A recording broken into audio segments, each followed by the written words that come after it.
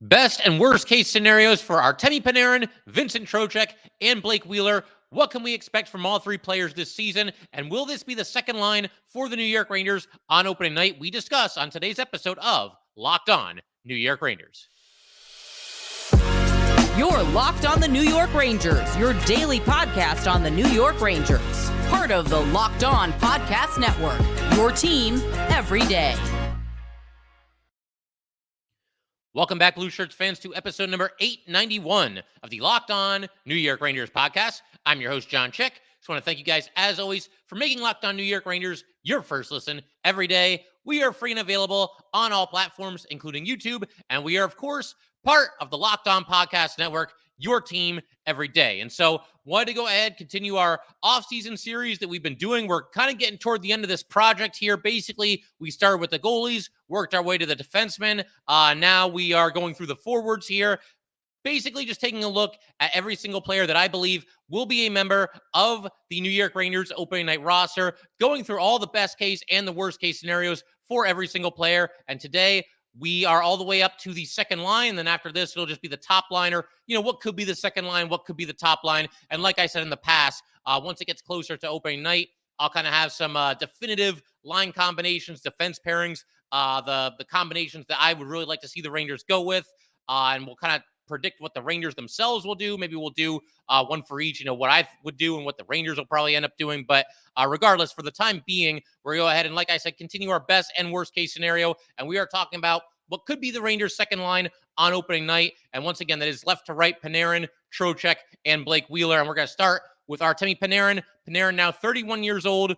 And as far as what he did this past season, I know everybody's focus is going to go right to the playoffs right away because obviously it was not good for Panarin, but doesn't do anything to change the fact it was once again another excellent season for Artemi Panarin with the New York Rangers. He skated in all 82 games for the second time in his career and the first time since 2016-2017. He had 29 goals, 63 assists, 92 points.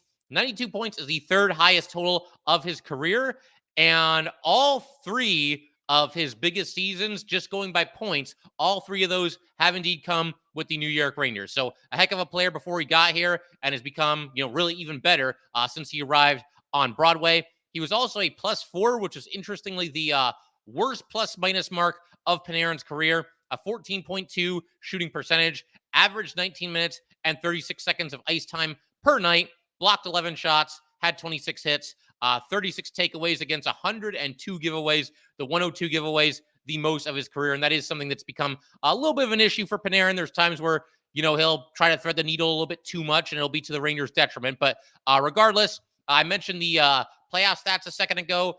Got to go through them, even though there's not really much to go over. There's not really a whole lot to say. 7 games, no goals, 2 assists, -2 overall. And I know for sure that his 2 assists were in game 1, and I'm almost positive that both of them happened in the first period of game 1. So after that, you're looking at basically 20 straight periods of Artemi Panarin not registering a point, which is, you say that out loud, it's almost difficult to believe, but that is a fact. That is what happened to Panarin last year in the playoffs. And as far as his contract is concerned, if you guys can believe this, he's now past the halfway point of his contract with the New York Rangers. He's now going to be entering year 5 for Panarin with the Rangers. Year 5 of a 7-year deal, cap hit of $11.64 million. And he has a full no-move clause for all 7 years of that contract. So worst case scenario for Artemi Panarin, I think, again, it's probably the first thing that comes to the mind of a lot of Ranger fans and maybe even just general hockey fans who noted that he obviously did not play well in the playoffs. I think in a worst case scenario for Panarin, his confidence is a little bit shaken from that run against the Devils. Panarin is not somebody that lacks confidence. He's not somebody that goes out there and struggles to produce offensively, certainly in the regular season. But I don't think it's hyperbole to say that that's probably the worst hockey we've ever seen Artemi Panarin play since he's been in the NHL. And I know 2 years ago, it wasn't a great playoff run from Panarin. And part of that is he sets the bar so high for himself. You really expect a lot. But, the saving grace 2 years ago was 16 points in 20 games, even though he was not playing at his best and he was indecisive and he did turn the puck over too many times, still ended up producing offensively. And of course, the iconic Game 7 overtime winner. But last year, as I've talked about in the past, there was not much to salvage from that playoff run from Artemi Panarin. So I think in a worst case, that kind of sticks with him, and maybe he's just not himself at the start of this upcoming season. I like to think that you have a whole off season. Sooner or later, it's in the past, it's over and done with, it's in the record books, there's nothing you can do to change it. You start focusing on the future, and I think that's what Panarin will likely do. But it's not crazy to think that his confidence was a little bit shaken out of or after what was a very lackluster playoff showing for Artemi Panarin, to put it mildly. I think also in a worst case scenarios, and this is one that we kind of have somewhat control over, at least those of us that are on social media and those of us that are going to be certainly attending Ranger games at Madison Square Garden. In a worst case scenario for Panarin, he starts to hear it from the fans. And I'm not talking about like, he has a bad start and he's not playing great hockey and he starts to hear it from the fans after like 5, 7, 10 games, whatever. I'm talking about in a worst case, it's possible that Artemi Panarin on opening night, I mean, the Rangers have 2 road games to start the season, but the Rangers home opener in Madison Square Garden, that he starts to hear it from the fans a little bit. Look, I get the disappointment. I get the frustration. I even get the anger if you're literally mad at Artemi Panarin for the way that he played in the playoffs this past season. But I do think that that's going to be to the team's detriment. If you're out there, because I see people on social media saying things like, oh, boo Panarin on opening night. What is that going to accomplish? With Panarin, I don't think it's ever really been a lack of effort. I think there's times where in the playoffs, grips the stick a little too tight, just kind of overthinks things, is indecisive, just doesn't play with that same looseness and that same fun that we're used to seeing him play with in the regular season. So I just can't get on board with the idea of booing Panarin. Again, I don't think it's a lack of effort. There was one play. It was one of the games in New Jersey. It might have been game 5. The Rangers were on the power play. The Devils ended up scoring a shorthanded goal. And Panarin didn't exactly go flying on his back check to get back and get in position. I don't think it would have really made a difference anyway, because the rebound went right to the Devil, and there's no way Panarin could have gotten to that guy in time. But it didn't look good when he was just kind of gliding while the Devils had an on-man rush. You never know when you're going to be able to fight for the puck or at least break up a scoring opportunity or something. So that didn't look so good for Panarin. Also possible that he was gassed at the end of a long shift. But again, I just don't see Panarin's a good guy. He's somebody that kind of, made it a desirable place to come to, the New York Rangers. A chance to play with Artemi Panarin. He's kind of the centerpiece of the Rangers rebuild. They had to rebuild from within, but they also went out and made some moves as well. And Artemi Panarin, again, kind of the guy to bring in, is like, okay, this is the guy that's going to produce big-time offensive fireworks year after year, and he's held up his end of the bargain when it comes to that.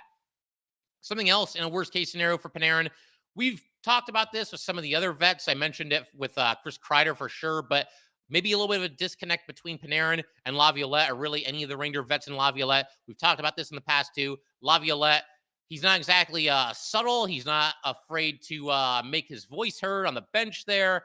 He'll lay into his team when he has to. Could there be a little bit of a disconnect between, a fiery coach like Peter Laviolette and somebody like Panarin, who is kind of, laid back, almost sounds like he's nonchalant. He doesn't care. I don't mean to imply that, but there is a certain looseness with which he plays, where you can see a little bit of a personality difference between Panarin and Laviolette. But let's go ahead, turn our attention to the fun stuff, the best case scenarios. I think in a best case scenario, and this is kind of the opposite of what I mentioned just a second ago, the fans rally around Artemi Panarin, because like I said, I've seen, and look, it's just social media. It's just Twitter. It's just a handful of fans, but, oh, let's boo Panarin on opening night. Again, I get the frustration.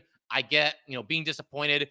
It's not like Panarin, and he was kind of the poster child because he's got the big gaudy offensive numbers. He's the one with the monster contract as well. But it's not like Artemi Panarin was the only player on this team that underperformed in the playoffs this past season. I think that pretty much everybody could have done at least a little bit better, with the one exception perhaps being Igor Shesterkin. But again, I feel like the effort are always there, and I think guys should be booed. Like when it comes to booing your own players, I think if there's ever a time to boo your own players, it's when there's a lack of effort or a lack of accountability. So basically anybody who plays baseball for the New York Yankees, that's fair game. I think you can boo them. But for somebody like Artemi Panarin, who goes out there and gives effort every single night, seems to really deeply care about this team. Obviously, if you want to go all the way back to when he signed with the Rangers, clearly he wanted to be here. And he has embraced the challenge of playing under the bright lights of New York City and playing with the New York Rangers and playing with this historic team and trying to get them to their second championship in whatever it is now, 83, 84 years, whatever it might be. So Artemi Panarin, I mean, look, he was very accountable after the playoff series last year. He talked to the reporters and acknowledged that he just wasn't any good and he was very frustrated, and you could tell it cut him pretty deep and it bothered him. And I'm sure in a lot of ways, this has been a tough offseason for Artemi Panarin. I know we're all looking forward to New York Ranger hockey. I'm not so sure there's anybody looking forward to New York Ranger hockey more than Artemi Panarin at this point, because the only way to put it behind you is to get back out there and do what you do, put your best foot forward, have another strong season, and then with Panarin, get it done in the playoffs. Show up in the postseason once again when the lights are their brightest, and that is something he's done in the past. We talked about that before as well. He had a good playoff run with Columbus the year that they eliminated the Lightning. Had a couple of good showings at the Blackhawks as well. Maybe not quite what he's done in the regular season, but also, it's not like he's somebody that disappears every single season in the playoffs. This is really the first time that he's ever done that. So fingers crossed that obviously that does not become a trend. And it kind of leads me into the next thing that I was going to talk about here. He delivers the kind of playoff performance that we all know that he's capable of. As I just mentioned, it's not like playoff success is a foreign concept to Artemi Panarin. I talked about the 16 points in 20 games 2 years ago with the Rangers. There was a moment that doesn't really get talked about, and this could have been a game-winning goal for the Rangers in just an enormous situation. So if you go back 2 years, everybody remembers the play where Ryan Strome had a chance to, in game 5, game was tied. It was third period, getting pretty late, and the series was tied as well. So whoever won this game was going to be huge. So you've got Ryan Strome basically like fanning on the puck. Basically, he had to reach behind him a little bit, but couldn't control the puck, couldn't bury what would have been an easy tap-in goal. And a lot of Ranger fans remember that moment. But what's easy to forget there, that play was set up by 2 brilliant passes. And I think that's what makes it even more difficult to kind of digest, because Panarin, he had somebody all over him, made a ridiculous spin move, got the puck to Andrew Kopp. Kopp had people all over him. He made a ridiculous backhand pass over to Strome, and Strome was unable to finish. So, that's another example of Artemi Panarin. He set that whole thing up. That could have been a game-winning goal in game 5 of the Eastern Conference Final. They win that game. Who knows? Maybe they end up taking the series as well. Maybe they go to the finals, and who knows what happens at that point. But just one example. Again, it's not like he just completely melts every single season. It's a tough year for him. Tough showing in the playoffs. And there's no running from it. There's no hiding from it. It's one of those things that's going to be there. And if the Rangers do make the playoffs this upcoming season, I think for sure you're going to see a situation where, all eyes are going to be on Artemi Panarin, not just from Ranger fans. That's going to be one of the storylines around the entire NHL is, what is Artemi Panarin? We're used to seeing him go off in the regular season, but can he bounce back from what was, again, a pretty dismal showing in the playoffs this past season? I think also in the best case scenario, Artemi Panarin has the right line mates and he has some stability on his line. We talked about how Panarin, and this is something you could throw in there as well for best case scenario, he is able to elevate pretty much anybody that he plays with. We've gone through the list before, all these different players, big time players, homegrown players, journeyman players, AHL, NHL swingmen, defensive forwards, you name it. Panarin can, raise somebody's game to the next level if they are on his line. But I do think his absolute best season as a member of the Rangers was when he had Ryan Strome and Jesper Foss on a line with him. And if you watch the Rangers that season, they would change lines from time to time, and every once in a while you'd see him bump up to go play with, Mika Zibanejad on the top line. But for the most part, that line stuck together throughout the entire season. I just feel like with Panarin, the best thing to do with him, and again, you can always make, line changes when you have to, but if it's not necessary, don't do it just to do it, the way that Gallant did at times this past season. Stick with the same line combinations for a while and only make changes when they're necessary, because Panarin, to me, when he was at his best, it came during that season when Strome and Foss spent pretty much the entire season with Artemi Panarin. Those were his guys. He got used to them, and he had an excellent season, even by Panarin's standards. So we'll see, and we could debate, who the 2 guys should be with him this season. I know some people want Hedl. Other people want to stick with Trocheck. Tough to say for sure. It's nice to have some options. As far as the right wing, you can see Kakko there. You can see Wheeler there. Maybe Lafreniere ends up moving over to the right wing. So they do have options. But whoever they end up going with, I'm just hoping that they give it some run, they stick with it for a while, and they don't make any changes until they feel it's absolutely necessary. I think also in a best case scenario for Artemi Panarin, this is something that I've said quite a bit on here. I'd like to see him shoot a little bit more. Panarin, one of the guys on the Rangers who is selfless to a fault. Career shooting percentage of 14.3, but he has averaged fewer than 3 shots on goal per game. So those numbers to me don't quite equate. If you're putting the puck in the net that often when you shoot it, I'd like to see you shoot it at least a little bit more often. And maybe we'll see that from Panarin this upcoming season. I mentioned the Game 7 overtime winner not too long ago. Thank God he chose to shoot there. Imagine he tries to force a pass and it's turned over and the Penguins shoot it down. And who knows what happened? You're Game 7 overtime. So you can't say for sure the Rangers even would have won that game. So glad that he pulled the trigger there and be a little selfish. Be that guy that's going to lead the way for this Ranger team. Be a sniper. Be an assassin out there, man. I want to see Panarin with a new attitude. And, part of that, I think, is shooting a little bit more often. Put the puck at the net. Don't always feel like you have to be selfless. Don't always feel like you have to set up your buddy. If you get a chance to shoot, pull the trigger and shoot. And then one other that I want to mention here, and this goes back to the playoff discussion that we were having. He remembers to have some fun in the playoffs because, again, I've talked about this in the past too. If you're somebody that's used to, keeping it light and having fun and just having the time of your life out there playing hockey, if you're that guy in the regular season, you need to be that guy in the playoffs too. And I get that the game changes and it's more intense and all that stuff, but you could still be having fun out there. And you just watch Artemi Panarin, not even during the play, just watch him like between plays. And I don't want to be like a body language doctor or anything like that, but it seems like he's almost like a different player. Like he's afraid to have fun and afraid to enjoy himself when it comes to the playoffs. Be who you always are. Don't go reinventing the wheel just because you go from the regular season to the playoffs. So that would happen for Artemi Panarin in a best case scenario. We're going to keep everything rolling in just a second. We're going to move to our right here, so to speak. Go from Panarin to Vincent Trocheck. We will talk about him. Best and worst case scenarios for Vincent Trocheck, who's about to enter year 2 with the New York Rangers. And we're going to do that in just a second here. But first, got to let everybody know, today's episode of Locked On New York Rangers is brought to you by FanDuel. Get ready for the NFL season with incredible offers from FanDuel, America's #1 sportsbook. Right now, new customers can bet $5 and get $200 in bonus bets guaranteed. Plus, all customers who bet $5 will get $100 off NFL Sunday Ticket from YouTube and YouTube TV. Now is the best time to join FanDuel. The app is easy, and you can bet on everything from spreads to player props and more. So visit FanDuel.com/lockedon and kick off the NFL season with an offer you will not want to miss. FanDuel, official partner of the NFL. All right, so we're going to go ahead, keep everything rolling here, turn our attention to Vincent Trocheck, now 30 years old, 82 games this past season for the third time in his career, had 22 goals. That was the 4th most of his career, and the most since 2017-2018 with the Panthers, 42 assists. That was the 2nd most of his career, just missed his previous career high of 44. He was a +3, 9.8 shooting percentage, 19-19 time on the ice per night, career high 56.1 face-off win percentage for Vincent Trocheck. More on that in just a second as well. 44 block shots, 182 hits. That was the 2nd most of his career. 55 takeaways, 64 giveaways. As far as the contract, he is entering year 2 of a 7-year deal worth a total of $39.375 million. Annual cap hit of $5.625 million. He has a full no-move clause for the first 3 years of the deal.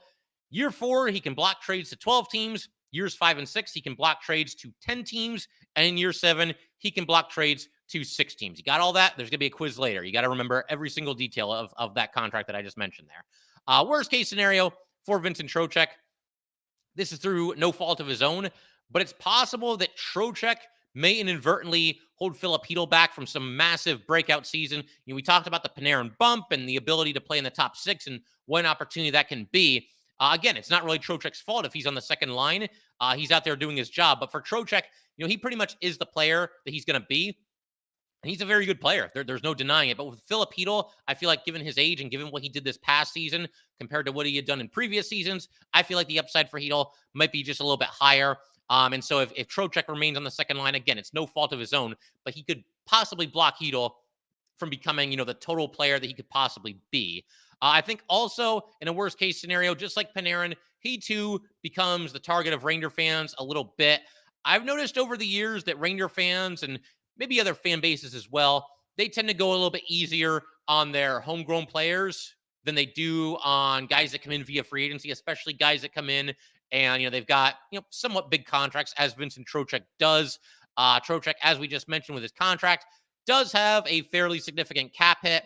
I feel like Ranger fans were a little bit divided when the Rangers initially signed him. I was thrilled with it. I've always been a fan of Trocheck, and I think he's one of those guys that's kind of a Swiss Army knife, B plus at everything, does a little bit of everything to help you win.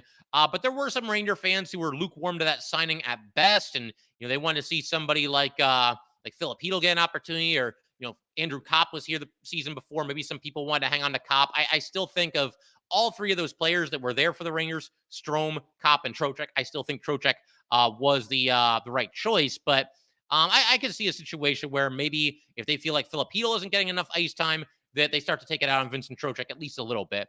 I think that in a worst case scenario, and this one's a little bit more of a long-term thing, but I'm going to say maybe that contract doesn't exactly age gracefully. I know there were a lot of fans when he initially signed the contract, it was like 7 years. Like, why'd they go to 7 years? The reason for that, the longer of a contract you offer someone, in most cases, the less money you're going to have to pay them per season, because they have long-term stability and they've got money coming their way. And if you sign them to a short-term deal, the average annual value is just going to be higher. That's just the way it works. There's a lot of give and take. He's got 6 years left on his deal, and he's 30 years old right now. So it's possible, and this isn't a situation that's exclusive to Vincent Trocheck. This is the case with a lot of contracts around the NHL and just in sports in general. The last year or two of the contract may not be so great. He's going to be a little bit older. Trocheck goes out there and he mixes it up quite a bit. It's possible that he's just not the player when he's 35 or 36 that he's going to be that he is right now. So it's possible near the end that deal doesn't look so great. We'll cross that bridge when we get to it, though. For the time being, I think it's fine. Like I said, he just turned 30, so he's got a lot of good years left in the tank, I'm sure. Best case scenario for Vincent Trocheck. Here's one that seems all but certain to happen for Vincent Trocheck. Better puck luck. There was a website that I went to, and I haven't been able to find it, but it would actually track how many times players around the NHL hit the post. And for a while there, Vincent Trocheck was at the top of the list. He was easily into double digits. I don't know what number he ended up with, but it was a lot. I don't know if he was tops in the NHL, but certainly he was up there. Trocheck, like I said, hit the post like it was his job this past season. So with just a little bit better puck luck, I think he ends up with more goals than the 22 that he had this past season. 22 is a solid total. But man, if he had any kind of puck luck last year, he would have been flirting with 30 goals. And I just feel like sooner or later, the puck's got to bounce your way a little bit more than it did for Vincent Trocheck this past season. The other funny thing about that, like, he would hit the post, and I feel like it would never go in. Like, you would think by accident a couple of times it would hit the post and go in. It would still be a goal. It didn't seem to happen for Trocheck. Law of averages, though, that tells me that he will get a little bit better puck luck this season, a few more goals for the New York Rangers, and he can flirt with 30 all over again. He's done it in the past. It's been a while since Trocheck has had 30 in a season, but it's something that he could certainly do this upcoming season. Once again, I touched on this a second ago as well. I'm going to take it a step further now. Best case scenario, Vincent Trocheck could be the best, quote-unquote, B-plus at everything player in the league. It's tough to quantify this one, but I'll do my best to kind of explain what I mean here. As I've said in the past, I like guys that just have a solid all-around game. Maybe they're not elite at anything, but you look at Vincent Trocheck, man, he can win you a face-off. He can play good defensive hockey. Can obviously score some goals. It seems like, for the most part, he can play with different players out there. We saw him, just like every player on the Rangers, move around the lineup. Certainly he can be out there on the power play. He was on the top unit for a good chunk of last season. He can kill some penalties as well. And he's somebody that you want on the ice when you're protecting a 1-goal lead or down by a goal late in a game. One of those guys just has a Swiss Army knife. He can play in all three zones. So Vincent Trocheck, again, he could be the best B-plus at everything player in the league. That's quite the label there, but I think Vincent Trocheck can live up to it. Also, in a best case scenario for Vincent Trocheck, face-off dominance. This one's pretty self-explanatory. He's at 52.6% for his career, but once again, 56.1% last year. That was the highest total of his career. And if you look throughout the years, he pretty much has gotten better and better with every passing season, and now one of the top face-off men in the league for the New York Rangers. Sooner or later, we want to see this team win more than half of its face-offs. It's been a very long time. Vincent Trocheck gives you a chance of doing that. He's certainly going to do his part, it would seem. And fingers crossed, he can continue to be one of the top face-off men in the league. So, going to turn our attention to the third and final member of who I believe could be out there on opening night on the second line for the New York Rangers, and that's going to be Blake Wheeler, and we will do that in just a second. All right, so Blake Wheeler, He's going to be turning 37 in just a couple of days here. I know that he turns 37 at the end of August, so he'll be 37 for this entire season. Obviously, kind of the biggest free agent signing that the Rangers made this entire offseason, you'd have to think. I mean, as far as name recognition, him and Quick are kind of tied, but Quick's obviously going to be in a backup role, and Blake Wheeler could very well be in a top 6 role for the New York Rangers. Last season with the Jets, 72 games for Wheeler, 16 goals, 39 assists. He was a -3, 12.2 shot percentage, 17 minutes and 3 seconds of ice time per night. That was the lowest for Wheeler since 2010, 2011. He split that season between the Bruins and the Atlanta Thrashers. I believe he's now actually the last active player that played for the Thrashers. I could be wrong about that, but I remember seeing a stat that was along those lines. He might be the very last one. 35 block shots for Wheeler, 54 hits, 45 takeaways against 27 giveaways. And as far as the contract, 1 year, $800,000 for Blake Wheeler. He also has a no trade clause. That shouldn't really matter because, I mean, if the Rangers are in a position where they're looking to sell, then we've got bigger problems than Blake Wheeler having a no trade clause. So obviously, I don't think that's going to really matter at all. Worst case scenario, I think it's pretty obvious. The first thing that's going to pop into everybody's head when it comes to Blake Wheeler is the age. He will be 37. Naturally, I don't think anybody peaks at the age of 37, so he's not the player that he was in his prime. Obviously, I think he still has something left in the tank. But yeah, anytime you get a player that's into their mid 30s or certainly their late 30s, like Blake Wheeler is, it's always going to be in your head a little bit. He has slowed down a little bit. We talked with Harrison of Locked On Jets, and sounds like he's not, the tremendous power skater that he used to be. That used to be one of his big strengths. He could power his way to the net, just on the strength of his skating and just the determination to get there. But as far as the idea that like his play could fall off a cliff, I mean, it hasn't happened yet. And he played for the Jets last year, who, yes, they squeaked into the playoffs, but the second half of the season was not good at all for them. They kind of fell apart down the stretch and barely eked their way in there, and they were knocked out in 5 games by the Knights. He's going from, a Winnipeg Jets team that I think at best is a fringe playoff team. He's going from there to a New York Ranger team that has designs on competing for a Stanley Cup, rather. So we'll see. Obviously, fingers crossed that Blake Wheeler has one more big-time season in the tank. Then he's a free agent after the year. We'll cross that bridge when we get there, as far as whether he'd be back with the Rangers or not. But yeah, obviously fingers crossed that he's got one more big time season or one more solid season left in the tank here.